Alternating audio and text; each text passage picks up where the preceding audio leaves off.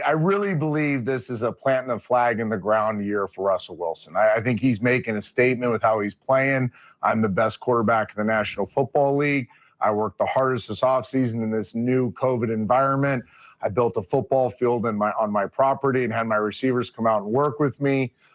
We have chemistry like no other, and we're going to be wide open as an offense. I'm going to study harder than everybody else, and I'm going to go at your best player off the get-go and make a statement with every game that I play. Russell Wilson is incredible. The chemistry he has with these guys, their offensive system, Brian Schottenheimer's done an incredible job opening this thing up. It's super diverse. It's super fluid in how it works. You got crossing routes, vertical routes, action, Saturday offensive flavor, power eye. You got pretty much all of it in one thing. It doesn't surprise me at all that Russell went after Gilmore off jump start.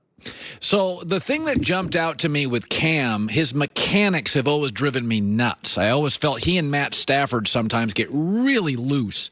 And I watched him yesterday, and I'm like, well, somebody clean that up, because he was planting a foot.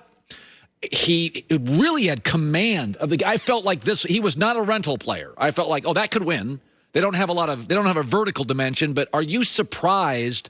Not that he's taken to coaching, but it's just like this Cam is the Cam I kept waiting for, which is cleaned up some of the stuff. I'm frankly surprised by it. Are you? Well, I think it's really interesting. Chris Collinsworth did a great job last night kind of talking about when Cam got there and some of the conversations that he had about Cam had lost confidence through the injuries and didn't know if he could play at the same level.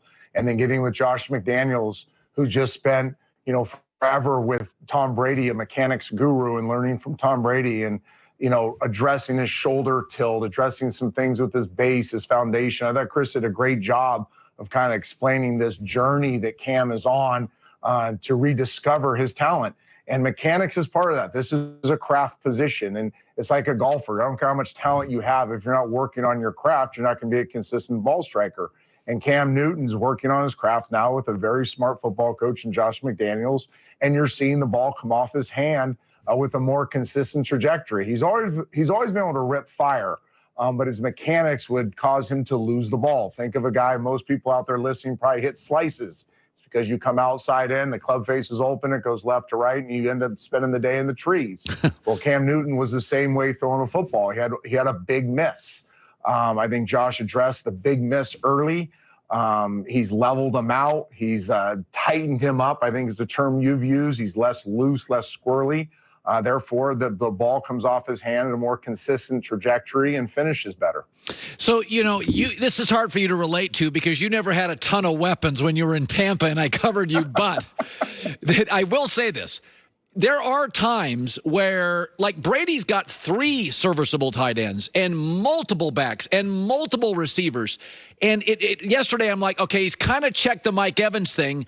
But it does feel like Tom, like, he wants to make sure everybody's included, but this is an old dog. There's new tricks, a new system, no preseason. It is a weird situation for Tom. He's never had multiple weapons to this level. We know that, right?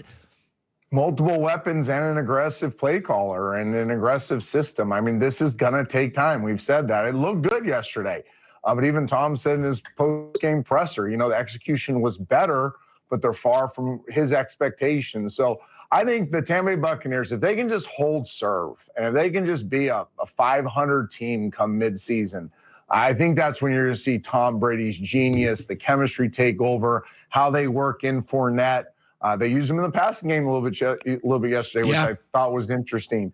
But the ability to play action pass, that's where tight ends really become valuable. And where Mike Evans gets more single coverage is if you have a power run game, you incorporate the play action, the tight ends working underneath, and all of a sudden Mike Evans has single coverage all day long. But these things take time. It's not like you just draw them up on the board on a Monday afternoon and they're perfect come the following Sunday. So the Bucs are going to be a conversation every week. I get it, but I think they're going to be a really interesting conversation the backstretch of the season.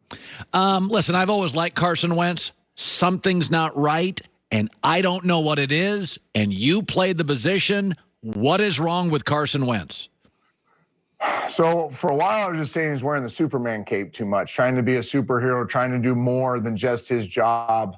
I watched Dan Orlowski this morning talk about it on Get Up on ESPN. I thought Dan talked about something good. When you're trying too hard, there are some mechanical things that pop up with quarterbacks. One of them is that front leg stiffens out. It means you're rushing things. It means your body isn't organized and you're not in sequence. You see a lot of throws of Carson where that front leg is locked out. His head's tilting back. It's kind of Cam Newton stuff. It's interesting. We talked about Cam earlier. Some of the same things that got Cam in trouble mechanically early in his career, elevations rising up and down, eyes rising up and down, shoulders tilting, front leg locking. A lot of that is just a breakdown mechanically, but often because you're trying too hard, you're forcing things. You're not just forcing the ball, but you're forcing the game. I think Carson Wentz needs to go to yoga a few times this week. He needs to calm down. He needs to let it breathe a little bit, not try to win the game by himself. He's got talented people around him. He doesn't have to put on the cape. Slowly start tightening things up again. Do a little self-examination. Do a little film study on yourself. Again, using the golf analogy, go hit some pitching wedges. Don't just pull out the big dog and put it on the tee and start cranking home runs. Let's hit some pitching wedges. Let's get your feel back. Let's not try so hard and let the game come to you. All right, you had a first start in the NFL in Tampa. I was there. Justin Herbert had one and got 5 minutes heads up. I thought he was pretty good. You? I thought it was really good, but even bigger than that, how about the poise? I mean, to find out right before kick that you're starting, to have your whole world upside down. It's not like you got a lot of reps in practice last week. And then to go out in the game and not just perform well athletically, not just to throw the ball well, but to have a calmness and a command to himself was really impressive. I always look for quarterbacks' eyes. You know, young quarterbacks, watch their eyes, watch their head. Are they bouncing up and down? Is their head pivoting everywhere? Are they not sure what they're looking for? Is there a calmness? Is there a decisiveness to them? And I thought Justin had all of those things. I was uber impressed. And I really was from the camp that Justin was going to be a big-time pro at some point, but it might take a while. Pep Hamilton's obviously done a really good job raising this young kid. There's a lot of good coaches on that staff. I think this kid was ready to play, even though he hadn't gotten a ton of reps. So Dallas, execution was bad, fumbles a mess, but they won. Have you ever won a football game and you knew you were a mess? And what's Dallas feeling like today? I've never seen anything like that. I mean, there's some weird Elias stat that you score that many points and don't turn the ball over and you're 440-0 since 1933. I think the Falcons. I mean, what the Cowboys overcame yesterday was incredible. I think it speaks more to their grit, more to the team's soul than it does any XO stuff. And we can talk about Atlanta. How do you even let them get the ball back that much? How does Dallas get 81 plays? How does Dak Prescott have 3 rushing TDs and over 300 yards passing in the second half when that's never even been done in a full game? But bigger than all those things is just the belief in one another. They didn't start hanging their head. They didn't lose energy. They believed in themselves. They believed they could come back.